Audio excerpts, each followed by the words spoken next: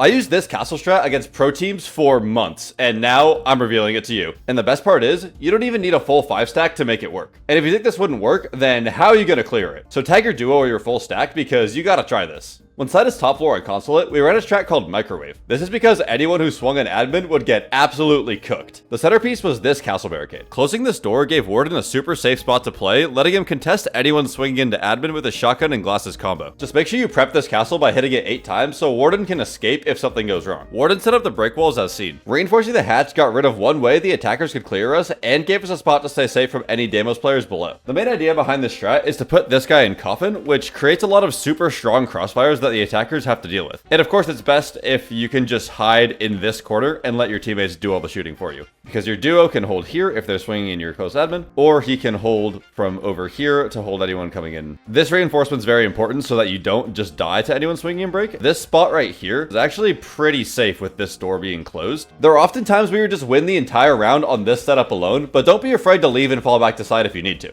But if it's just you and your duo, this is really all you need to lock it down and waste tons of time. The rest of the castle barricades went Chirac, Spiral Double, and Bottom Visa Stairs. But if you have a full stack, this strat gets even better. In comp, I would usually play Cade and completely reinforce off admin, forcing the attackers into one of 2 choke points. This let me safely nitro anyone swinging into admin over the break wall, or I could save by nitro and use it to kill anyone that managed to open the coffin castle and was trying to hold Warden and coffin. But if I wanted to mix it up or if Cade was banned, I would usually pick Thorn and trap the windows, which would give the break player absolute freebies. To round out the strat, we had a Goyo and a Smoke to help us against a yellow side hit. Smoke would play in connector with the default setup on CO window and yellow, and Goyo would place his Vulcans in roam, often impacting out of the secret wall to kill anyone on the break repel. The Goyo could also be swapped for Wamai if we wanted to have even more bodies on site and to make sure the coffin castle didn't get opened. We sometimes even left the cat wall open to let us pressure that repel even more. So just to recap, Warden and coffin, castle and break, Cade top visa, Goyo roaming, and Smoke holding yellow side. This strat had a very high success rate for us in comp, so try it out. If you're interested in more pro strat breakdowns, then make sure to follow for more tips,